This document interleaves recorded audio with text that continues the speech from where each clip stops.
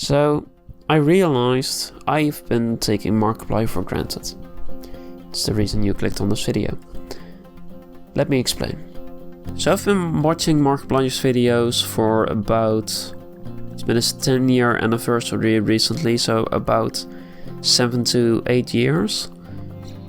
That's a lot. That's a lot of years to spend watching someone on the internet. And Mark's the only one I've really stuck with in that period of my life. I also watched the Skylander family, also known as FGTV. I watched Ryan Higa. I watched a lot of what was popular back in the day. This guy named LootTunes, like old YouTube. There were just a lot of random YouTube channels that I watched back then that don't even exist anymore. And with all of them, I kind of stopped watching them, grew older, just didn't really vibe with the new content or anything like that. But Markiplier was one of those channels that really stuck with me and felt like it grew older with me and changed into something way better and something that's changed with the platform and something that actually like stuck with me. And I know this is, it's so strange to act all dramatic and emotional about a YouTube channel, but you know, that's kind of been my life. I watch YouTube. That's the bulk of what I do day to day. And that hasn't really changed in the past 8 years that I've watched him and YouTube in general. I started out by watching Mark for some gaming videos, and that those collaborations at the time, which happened so incredibly frequently, they led me to watching Jacksepticeye, and Jacksepticeye led me to a whole bunch of other channels, and ultimately it became this extended universe in my head of all these people that I now am a huge fan of, that all lead back to Markiplier. And it's also a part of why I feel like I've been taking him for granted. So let me explain why I keep saying I'm taking him for granted. Recently, as you might know, he released his second and final YouTube Originals show, since YouTube Originals has now shut down. And more specifically, part 2 of that show. In total, it's about 6.5 hours of content, which is amazing. He's really been able, he and his team, have really been able to create something so spectacular and so moving, and it's great to see that sort of stuff like succeed. And man, it's just given me a lot of creativity and a lot of drive to make new videos and to expand and to do bigger stuff and write again these small stories and to actually share them, and it's incredible. But enough about In Space with Markiplier. I'll get back to that in a bit. So yeah, with In Space also came his 10-year anniversary, and so a lot of people felt this conclusion to this 10-year-old arc, so to speak, and me included. When part 1 hit and we were all waiting for part 2, which released about a month afterwards, this feeling started setting in that this was Mark's final curtain call, this big project to say bye-bye.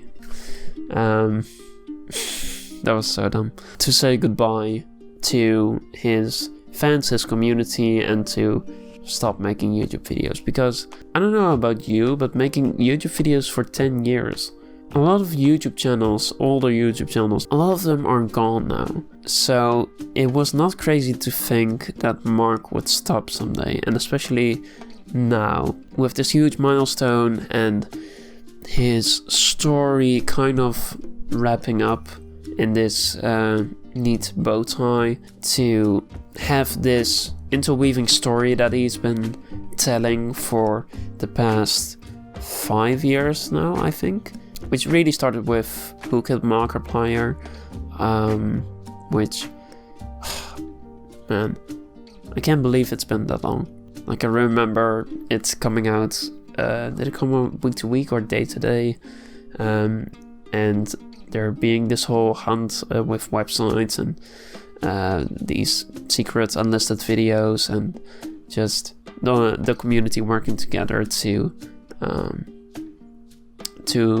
reveal this mystery that he had sprinkled throughout the show. And can you tell I'm going off on this long tangent because I'm being nostalgic? Well, that's basically why I got to this point. I figured, well, maybe this could be the end of Markiplier, and I haven't really talked about him ever. I've not really like sat down and thought, well, this isn't gonna last forever.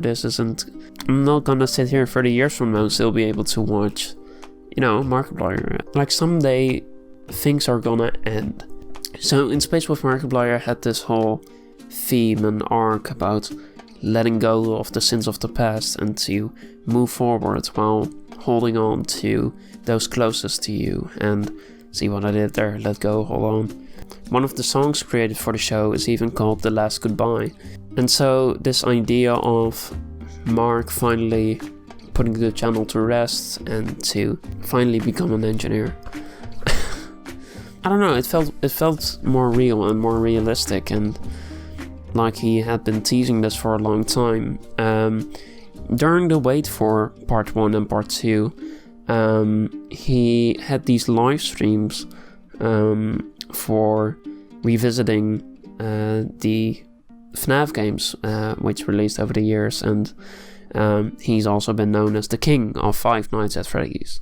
And so I'm only realizing now that that also feels like a very conclusive thing, like revisiting these things that have really attributed to a lot of his growth over the years. And he also felt very content with In Space with Markiplier when he mentioned it during his watching the trailer 100 times stream, for example, and that he was so excited to see people react to it, and to finally be able to publish it and to show it to people and to see how the community would react. And so all these little bits and pieces build up to a lot of people, including myself, thinking, okay, this is Markiplier's swan song, his final story to tell, his last goodbye. And with that came the 10-year anniversary stream, the stream where he also went through In Space, picked a couple of choices, showed some behind the scenes, and he immediately started off with saying, man, you're gonna be here for the end of stream announcement. I'm getting a bit worked up here. And luckily Amy was there during the stream to call him out on his bullshit and to say I wasn't gonna partake in this joke. But right at that moment when he made it feel all nostalgic and I'm gonna announce something big at the end of the stream, it's been 10 years, it's like that. I'll just pull up clips, what am I doing, Jesus. But right at that moment, a feeling shot through my brain like, oh shit, this is the end, and I haven't been appreciating him enough. Which is the exact reason Unusanos existed. If you don't know about Unusanos, what are you even doing in this video? Unusanos was this year-long project with him and Ethan Nestor, also known as Crank Gameplays. It was basically making a channel and daily videos for 1 year, and they explore the theme of death and letting go, and basically everything I've said up until this point. It was this beautiful thing that also kind of got ruined by COVID happening in the middle of it. At the end of it, they deleted the channel, and with it, a bunch of clip channels started and took all of the content and made 60,000 different edits, compiling the best clips and bits of Unusanos, which kind of defeated the purpose. I don't watch them personally, but Mark seemed to be kind of fine with it. People can do whatever they want. Who am I to judge, right?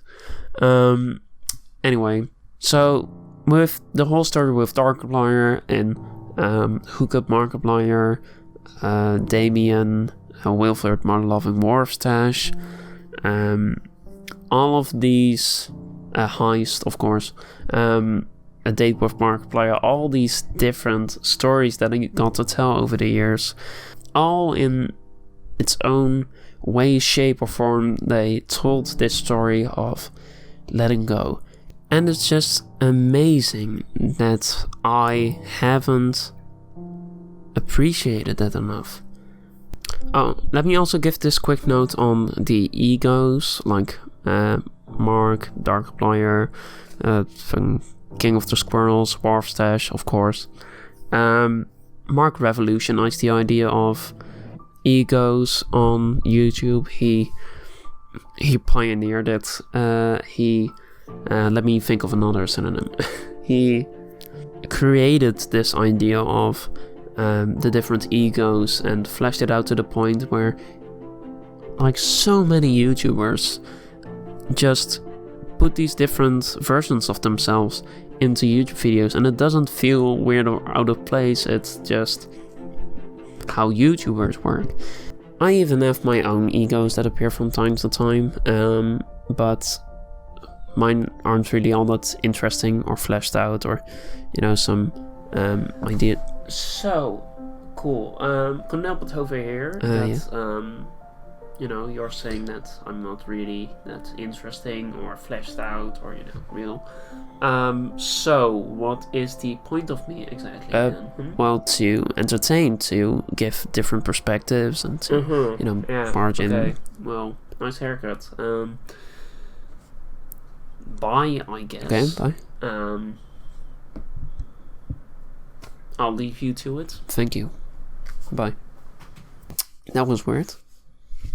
I was there when A Date with Markiplier first appeared, and just the amount of creativity to make this, to write out and to think of this choose your own adventure style of videos is just amazing. There were some other types of choose your own adventure things on YouTube at the time, but none as fleshed out and like wonderful as A Date with Markiplier.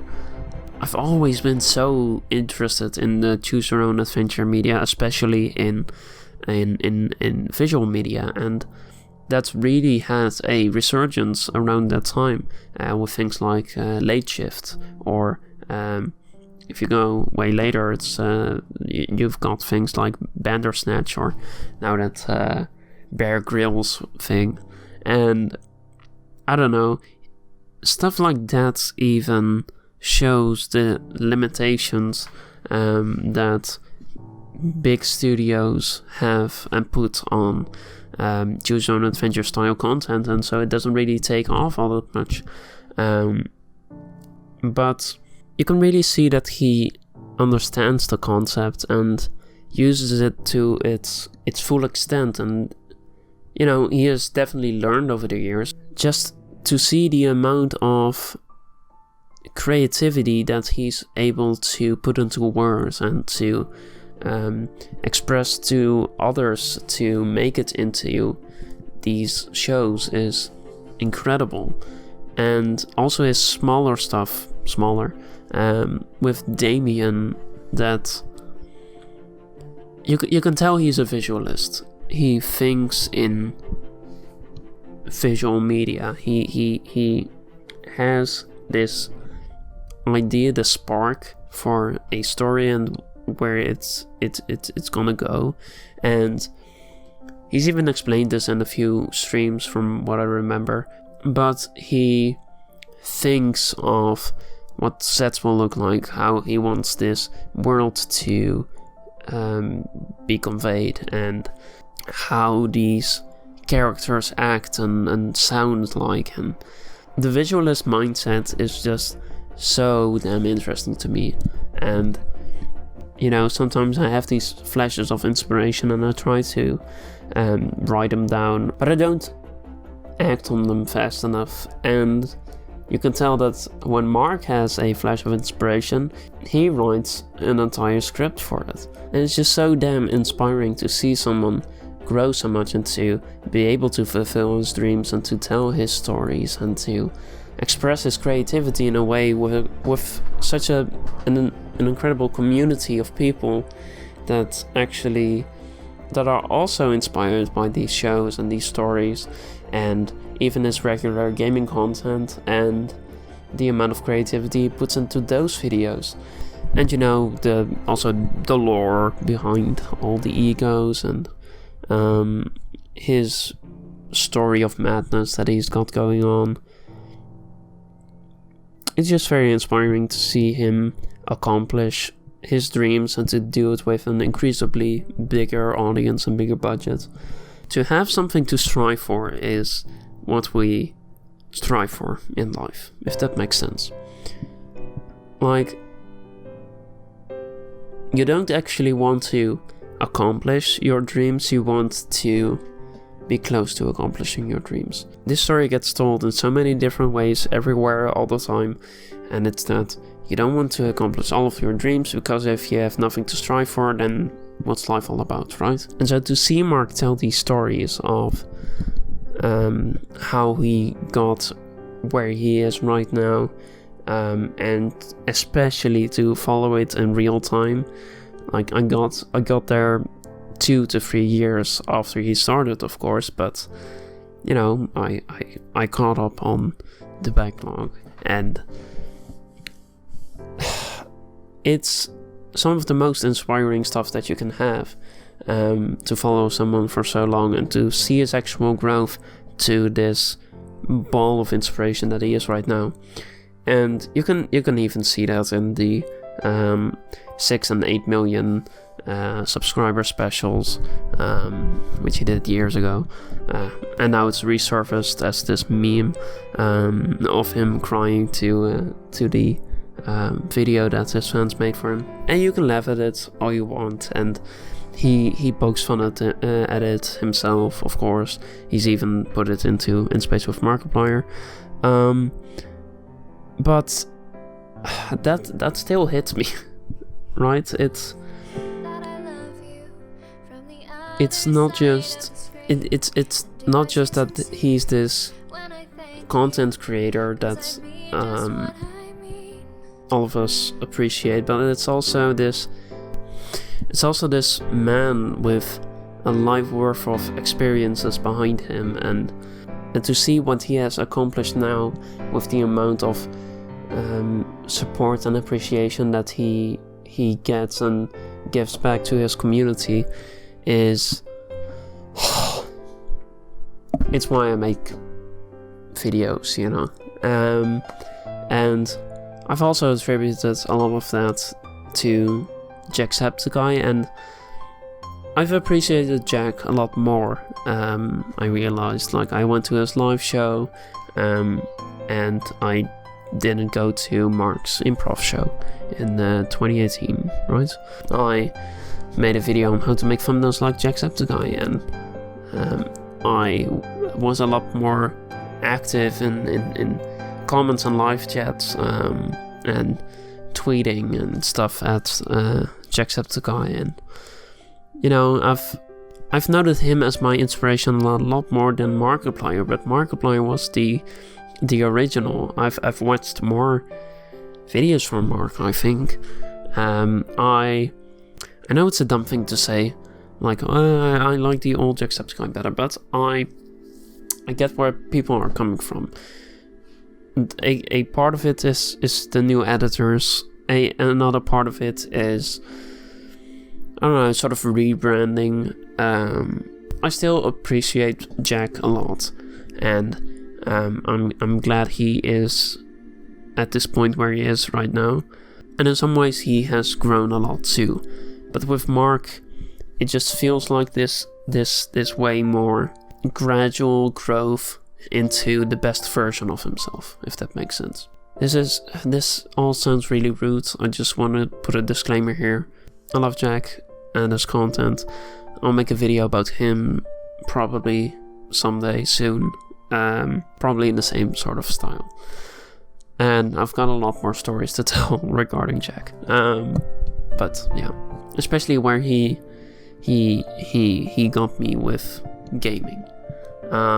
Because like I'm choosing my career path as a video game designer, and I've been inspired by so many games that I first saw in a Jacksepticeye video, for example. So yeah, Jack has also changed my life in a couple of weird ways. But enough of that. Let's go back to Mark. So ultimately, when the 6-hour stream ended and it was 3 a.m.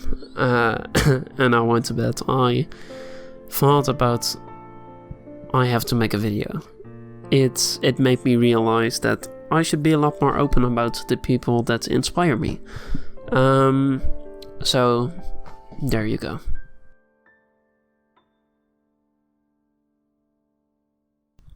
A funny side note here. You can tell I really like DogDog and his streams. His brother is the creator of the Stanley Parable. That still blows my mind. I have made I've made 4 DogDog videos. And one of those videos was this GTA 5 race challenge. Where you could either send in a video of you doing a challenge, racing to these 5 checkpoints in the fastest way possible or in the most stylish way possible. And so I thought, well, I'm good at emulating styles and I really like DogDog's style of videos, so I wanted to emulate that sort of humor. And I feel like, in a lot of ways I succeeded, in a lot of ways I also fell short. But Doug seemed to like it and he left at a few points.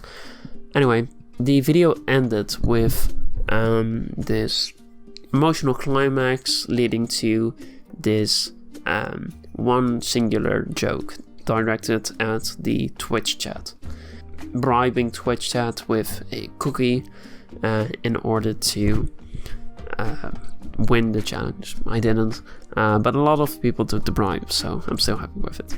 But the point is, the chat just immediately changed into cookie, cookie, cookie, cookie, cookie, please, cookie, give me the cookie, vote for Flynn, give me the cookie. While making that video, I realized that, whenever a community, especially in a live chat, comes together, they form into this singular blob, right? And so this singular entity thinks pretty much the same way, and that's when you can tell that you have a good community going. The Linus Tech Tips community, for a side rant, is pretty terrible. Just look at When Show live chats. But that's why a lot of streamers just call their Twitch chat. And so a lot of people in chat will kind of spam the same joke when it comes up, and it really creates this sort of singular bond between fans, which everyone enjoys that. And I made this video and eventually turned out that I was right, and it was relatively easy to convince Twitch chat to all say the same thing. But it doesn't end at this idea of a YouTube or Twitch live chat. It also comes down to the community itself, everyone on the other side of the screen, so to say. And so Mark was talking about that same idea in his 10-year anniversary stream. And he talked about making something that like the comments and the community will latch onto, and also removing some stuff so the entire community won't latch onto it and all the comments will be about Lady Dimitrescu, which is why that shot wasn't put into the trailer. That was a specific example that Amy made about the trailer in the stream. Anyway, and to give an example for this idea of a community latching onto this very small thing and just all unanimously thinking, okay, this is the funniest thing ever, we're gonna put our brains together and spam this one thing. Mark mentioned that this also happens a lot with DogDog, and at that point I was like, Jesus Christ, YouTube really is an extended universe, multiverse even, of all these content creators that I watch. And so years ago I tried compiling this list of all the different connections between the YouTubers I watched, and eventually I just stopped because it was driving me mad. Like everyone I watched was connected in some way, and most were like very interconnected, and it just made me realize that everything went back to those original YouTubers I watched. And even someone I found through YouTube recommendations, those recommendations stemmed from, you know, the content creators I was watching back then, which was primarily Markiplier. It just made me realize, like, what if I didn't? You know, the content creators that I watch these days, they inspire me so much to the point where my life would be very different if I didn't. So what if he actually missed the bus? The man would have been married, maybe would never have found love. I'm not gonna talk about the Markiplier lore right now, but basically Yancy Nancy is YN, your name, in High Swift. But see what I'm talking about? Like, I'm getting so excited trying to talk about this lore of Markiplier like stories. These little people that I have leaning in from time to time, right? Like, it's not necessary, but I thought it was a fun idea. The camera angle's all fucked up, so it doesn't even work. Anyway, even though In Space and the 10-year anniversary aren't the final hurrah of Markiplier, in a way they are, right? Things can be the end without actually being the end. You know, the start of something new. I'm not gonna talk about High School Musical right now. I'm not gonna talk about High School Musical right now. So with the anniversary, I wanted to take a look back and to say thanks. So I know Mark will never see this, but if anyone from the community sees this, I would just want to say hi, first of all. Thanks for watching up until this point. Thank you. And also thank you for watching. This was a bit of a different video again, but the Flynn and Redhead variety channel, right? Well, if you want to see, this is a weird segue. If you only want to see edits, my music video edits from now on, I've got a separate channel for it, the Redhead edits.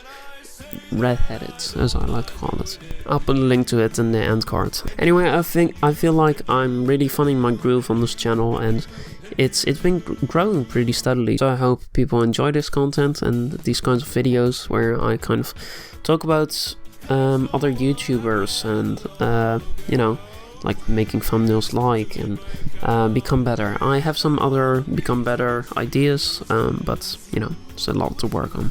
Also, the video essays, working on them, they take a lot of time.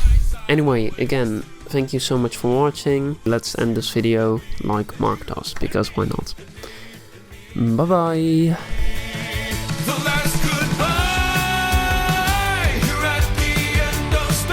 So if you wanted to know how this movie magic worked, this is the first thing I filmed. Just went over there, grabbed some stuff. Oh shit, the camera's... I'm a terrible filmmaker. Bye.